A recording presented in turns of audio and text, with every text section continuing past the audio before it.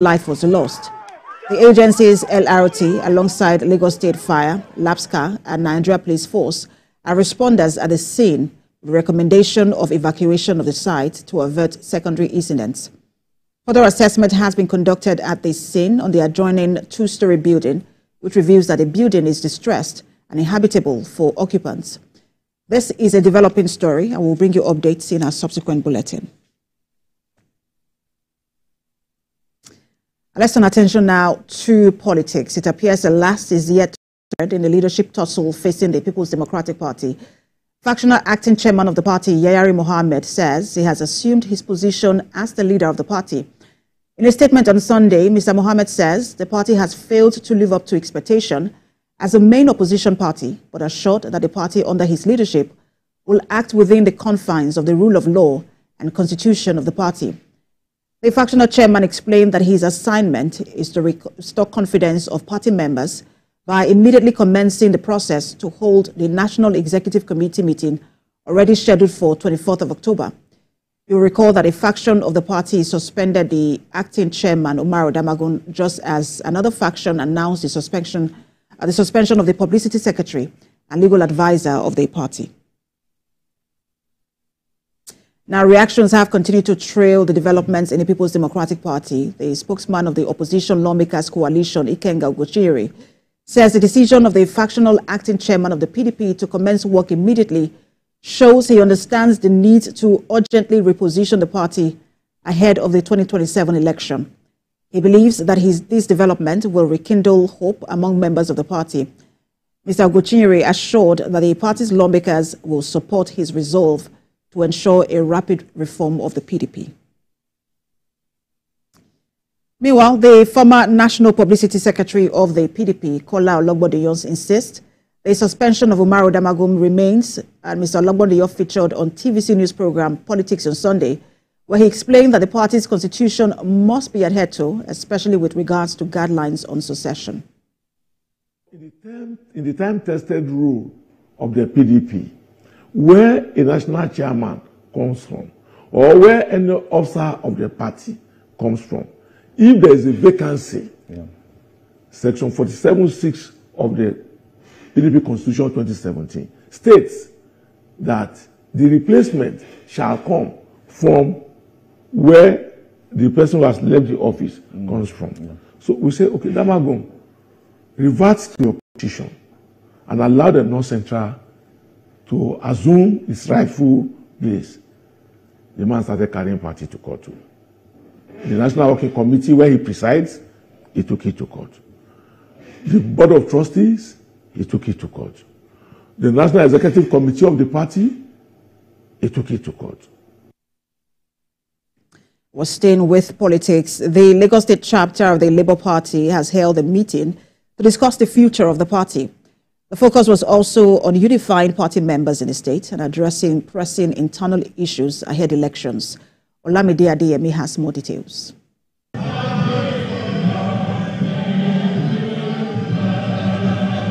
The Labour Party is faced with leadership tussle, which is threatening its existence and may significantly impact its performance in the off-cycle elections if not properly managed.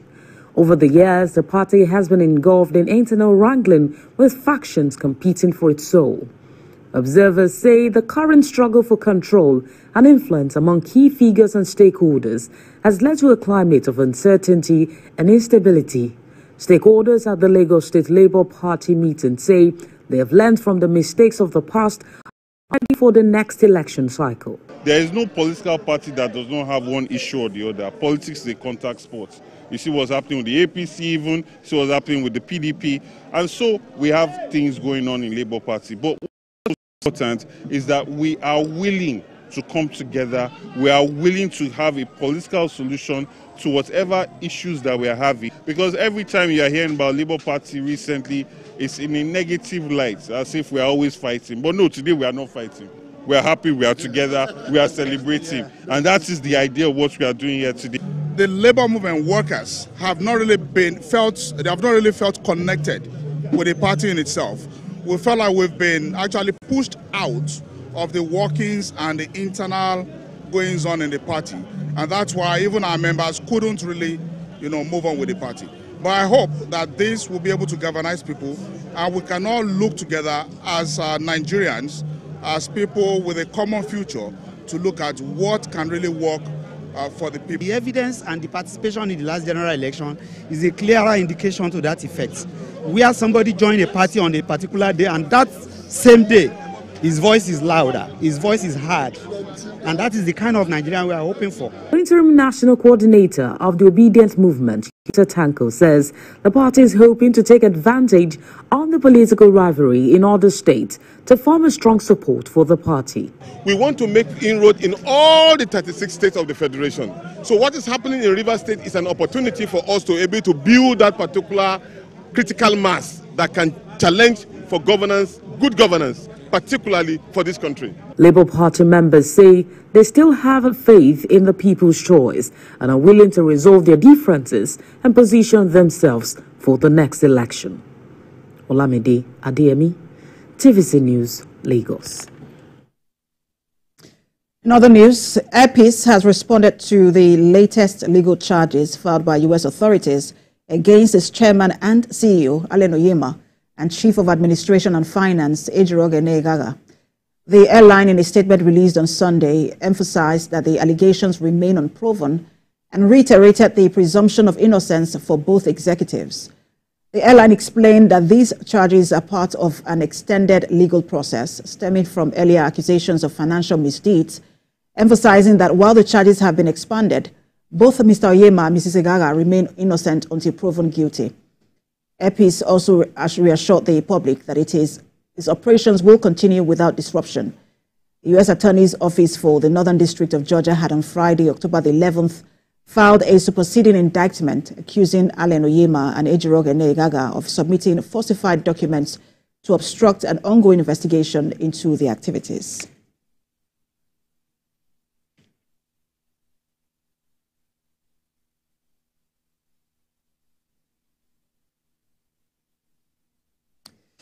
Let's take a break now. When the news returns, we'll have more stories. Stay with us.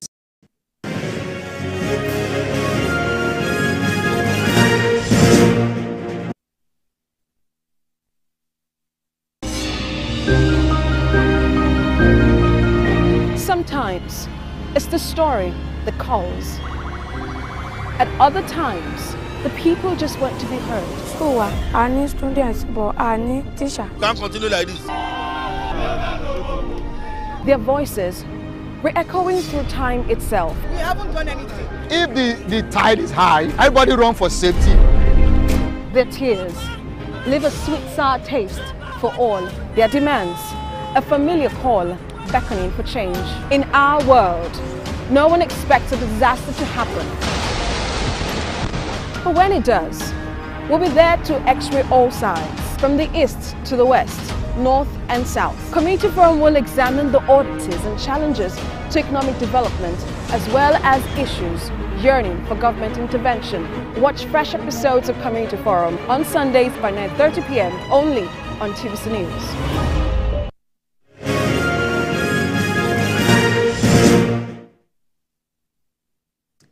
Thanks for staying with us. Let's turn attention now to Akwa Ibom State, where the coordinator Office of the First Lady, Helen Enobaiki, says parents and community leaders must promote the holistic empowerment of the girl child through formal and skilled education. Miriam Daniels reports. Citizens have been advised to explore alternative peaceful means of expressing their grievances. This was one of the messages delivered from the pulpit at a national prayer for peace, calling on Christians to gather and pray for the nation and its leaders. The program is to gather people to pray for Nigeria, the president, and all our leaders. Because when we pray for the well-being of our leaders, they will have the good heart and the good health and the right mind to be able to do what we need in our country. That's why we organize this prayer program. Christian leaders are reminded of their responsibility to teach and guide the faithful right. We must teach our members the right thing to do in hard times like this in a country. What we need to do is to pray. It's not to protest. It's not to abuse government. Participants of the Special National Prayer for Nigeria, the President and all leaders expressed their faith in God and acknowledged the impact of the program. We're all Nigeria. When we are praying for Nigeria, everything that pertains to all these attacks, it will be resolved. At this point in time, I think our nation really needs prayer. It has gone beyond ordinary physical things that we see physically. I think it is the best thing to do. Without prayer, you can do nothing. Without God, you can do nothing. God can do all things. As Nigeria navigates challenging times, Christian leaders are urging citizens to seek divine intervention and work towards peaceful solutions. By turning to prayer and reflection, Nigerians can foster a sense of unity and hope for a better future. Jane Francis Mweze, TVC News, Abuja. A growing number of reports show that people with disabilities are at a greater risk of